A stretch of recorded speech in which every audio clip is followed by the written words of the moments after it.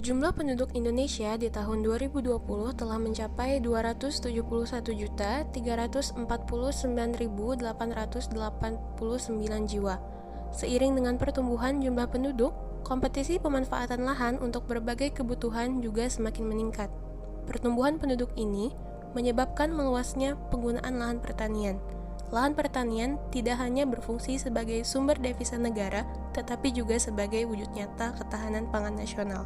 Zaman ini cukup besar, sekitar 3 juta hektar lahan sawah irigasi dan non-irigasi terancam dikonversi ke lahan non-pertanian. Data dari Badan Pusat Statistik menunjukkan setiap tahun sekitar 60.000 hektar sawah berubah menjadi penggunaan lain di luar pertanian. Angka ini setara dengan pengurangan produksi beras sebesar 300.000 ton setiap tahunnya. Sebagai contoh, Provinsi Jawa Tengah pada tahun lalu saja telah mengajukan rencana alih fungsi lahan sawah seluas 214.000 hektar untuk lahan non-pertanian. Selain mengurangi kapasitas produksi, alih fungsi lahan pertanian juga merupakan bentuk kerugian investasi, rusaknya ekosistem pertanian, dan degradasi tradisi dan budaya masyarakat agraris. Dengan semakin sempitnya luas lahan garapan usaha pertanian, juga akan menurunkan kesejahteraan petani dan melahirkan kurangnya lapangan kerja.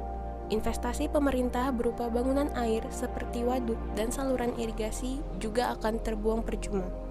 Oleh karena itu, perlu adanya tanggung jawab dari semua pihak. Pemerintah juga telah menyiapkan payung hukum untuk melindungi keberadaan lahan sawah melalui Undang-Undang Nomor 41 Tahun 2009 tentang perlindungan lahan pertanian pangan berkelanjutan dan sejumlah peraturan turunannya.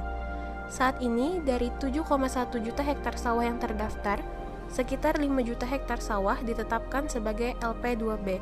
Pemerintah juga terus melakukan verifikasi lahan pertanian untuk mempertahankan kemandirian pangan secara nasional, menjaga kesuburan lahan, tidak mengalihfungsikannya kecuali dengan izin, dan berperan aktif melaporkan adanya pelanggaran alih fungsi lahan pertanian.